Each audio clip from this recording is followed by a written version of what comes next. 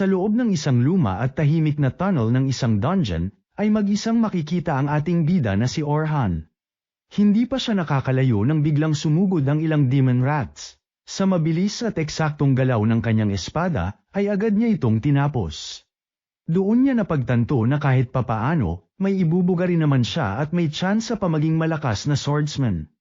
Maya-maya, isang grupo ng goblins ang hamarang sa kanya. Sa halip na umasa lang sa espada, kinas ni Orhan ang support magic sa sarili niya.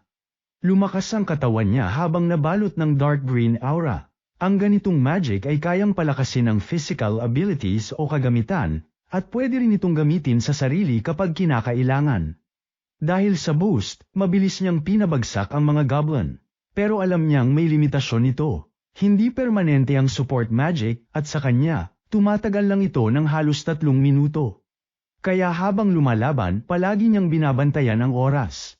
Muli siyang nagcast at ginamit ang natitirang lakas para tapusin ang huling wave ng goblins.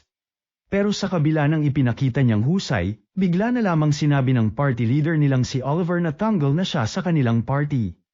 Lubos ikinagulat na nga ito ni Orhan. Dahil mula pa pagkabata, ay magkaibigan na sila ni Oliver. Paliwanag naman ni Oliver na binigyan niya si Orhan ng maraming pagkakataon, at wala raw talagang naging improvement. Sumabat sina Ali at Derek, at diretsahang sinabi na hindi na raw sapat ang lakas ni Orhan para sa party. Mas masakit ito dahil ang grupong ito ay binuo mismo nina Orhan at Oliver 8 taon na ang nakalipas. Sila ang unang nakaabot sa 94th floor ng Southern Great Dungeon, dahilan para tawagin silang Heroes Party.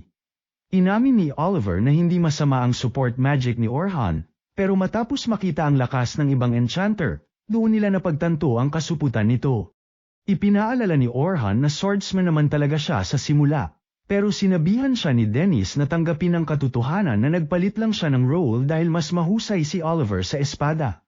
Ipinaliwanag naman ni Orhan na siya ang nag-adjust dahil kailangan ng party ng enchanter, at gumawa pa siya ng sariling magic para punan ang kahinaan nila. Sa huli, sinabi ni Oliver na tapos na ang usapan, dahil may kapalit na raw siya. Wala naman ang nagawa si Orhan. Tahimik siyang umalis, bitbit ang natitirang dignidad. Bago tuluyang makaalis, narinig pa niyang tinawag siya ni Ali na isang walang kwentang jack of all trades. Napaisip naman si Orhan dahil para sa kanya, hindi yun kahinaan. Bagkus ay balang araw, pagsasabayin niya ang pagiging swordsman at enchanter, at patutunayan niyang mali sila. Pauwi na sana siya nang may grupong adventurers ang nagtatakbuhan palabas ng dungeon. Narinig niyang iniwan daw nila ang bagong babaeng kasama nila matapos silang tambangan ng mga orc. Napahinto si Orhan, dahil alam niya kung gaano kasakit ang maiwan ng sariling party. Binatikos na nga ito ng ating bida, na siyang kinagalit ng leader at sinuntok siya, pero madaling hinarang lamang ni Orhan ang atake at ibinagsak ito sa lupa. Pagkatapos, ay tinanong niya kung saan iniwan ang nasabing babae. Sa loob ng dungeon, ang babae ay nakaipit sa pader habang pinalilibutan ng mga orc. Gumamit siya ng barrier, pero tuluyan din itong nabasag. Wala na siyang takas at tinanggap na lamang ang kapalaran niya. Walang ano-ano biglang may malakas na bugso ng hangin, at lumitaw si Orhan sa harap niya.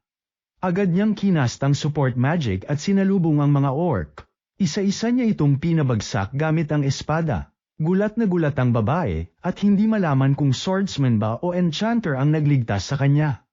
Nang makita ni Orhan na marami talaga ang orc, ay naintindihan niya na kung bakit umatras ang mga kupal kanina. Pero para sa kanya, hindi yun sapat na dahilan. Sabay basic tinapos ang mga kalaban. Matapos ang laban, tinanong niya kung okay lang ang babae. Doon na ito napaiyak sa takot. Ilang sandali ang lumipas bago sila lumabas ng dungeon. Nagpaalam na sana si Orhan, pero nagpakilala ang babae bilang Sofia at inalok siyang mag-dinner bilang pasasalamat. Una ay tumanggi si Orhan, pero napilit siya nang magpa-cute ito sa kanya.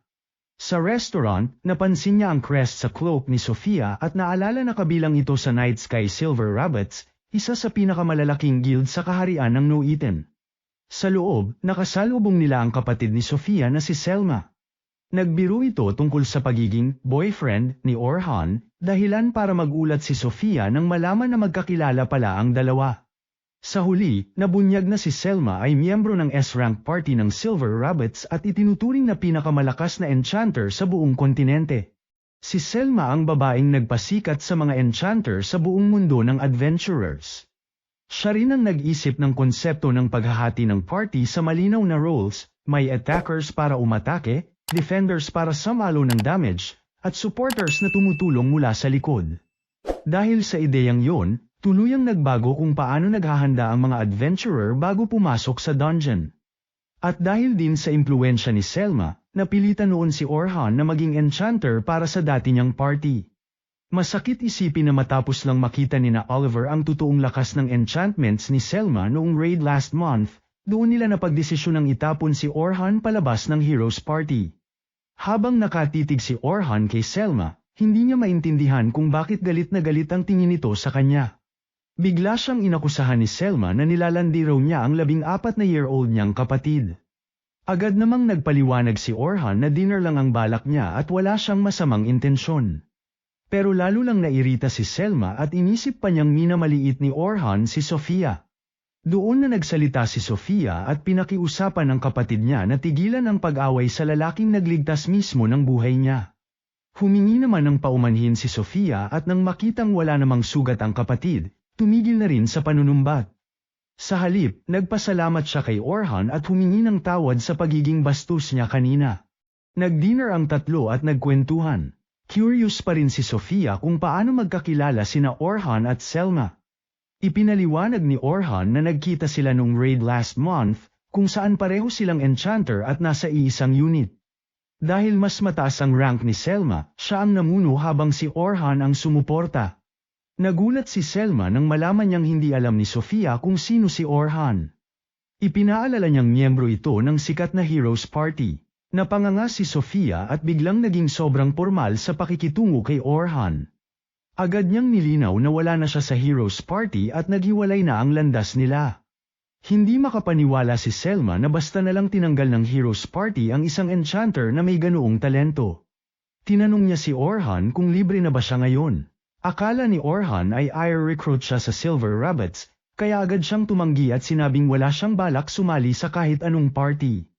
Pinabulaanan naman ito ng dalaga at sinabing gusto niya lang sanang imbitahan si Orhan bilang tutor sa isang teaching expedition na magsisimula kinabukasan. Ang plano ay gabayan ng rank A pataas na adventurers ang mga bagong recruits habang bababa sila ng hanggang 50 floors sa Southern Great Dungeon sa loob ng 3 araw. Nagulat si Orhan dahil kahit ang top adventurers ay inaabot ng ilang buwan bago marating ang ganoong lalim. Inamin ni Selma na delikado ang plano, pero posibleng magawa kung dadaanin nila sa pinakamaikling ruta. Dagdag pa rito, matindi ang pressure ng clan sponsors na ituloy ito.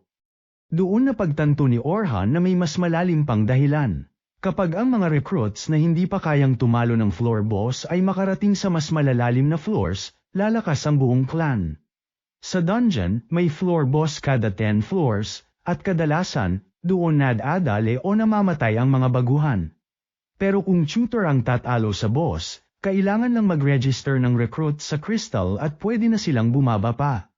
Dahil dito, kailangan ng clan ng maraming malalakas na tutors, at yun ang dahilan kung bakit gusto nila si Orhan.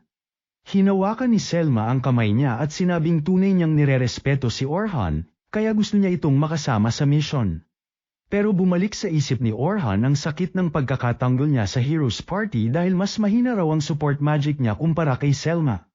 Alam niyang pagsisisihan niya kung babalik siya bilang enchanter, kaya hinayla niya ang kamay niya at tumanggi, sinabing may iba na siyang plano. Pero muli, nagpakyut na naman si Sofia, ayon kinilig na naman tumbong ni kuya mo at hindi na nga nakatanggi. Pumayag siya, pero may kondisyon, sasama siya bilang swordsman, hindi bilang enchanter. Nagulat si Selma, pero tinanggap na rin niya. Para sa kanya, pwede namang bumalik si Orhan sa enchantment kung kakailanganin. Sinabi ni Selma na kung sasama siya, kailangan niyang pumunta sa Silver Rabbit headquarters kinabukasan ng umaga.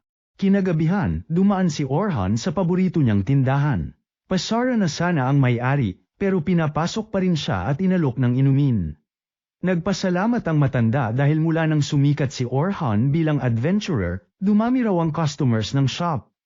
Nahiyang sinabi ni Orhan na wala na siya sa Heroes Party. Kahit ganoon, nagpasalamat pa rin ang matanda at sinabing pakiramdam niya ay marami pang taong magpapasalamat kay Orhan sa hinaharap. Ayon sa kanya, baka ang pag-alis ni Orhan sa Heroes Party ay isang blessing na hindi pa niya nakikita ngayon. Pinayuhan siyang sundin ng puso niya at gawin ang sa tingin niya ay tama, at nangakong susuportahan siya anuman ang mangyari. Napaluha si Orhan at taos-pusong nagpasalamat. Like at subscribe ka naman Lods para sa mga susunod na episodes. Salamat!